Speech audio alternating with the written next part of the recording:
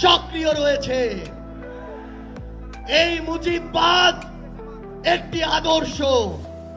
শুধু আইনি ভাবে এই মুজিববাদের মোকাবেলা করা যাবে না।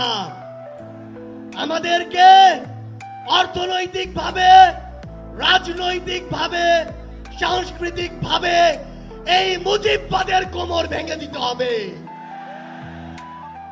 আমাদের মধ্যে রাজনৈতিক মতপার্থক্য থাকতে পারে, কিন্তু এই মুজিববাদের প্রশ্নে, এই স্বৈরাচারের প্রশ্নে অভ্যুত্থানের সকল শক্তিকে ঐক্যবদ্ধ থাকতে হবে।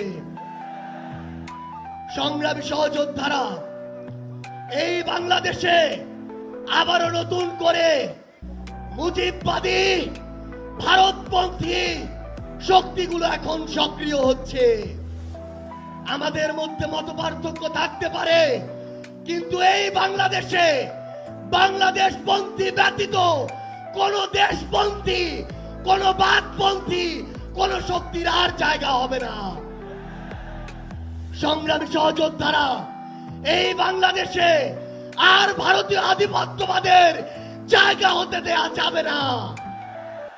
অন্য যে কোনো দেশের নামের কোন আধিপত্যবাদের জায়গা এই বাংলাদেশে হতে দেয়া যাবে না।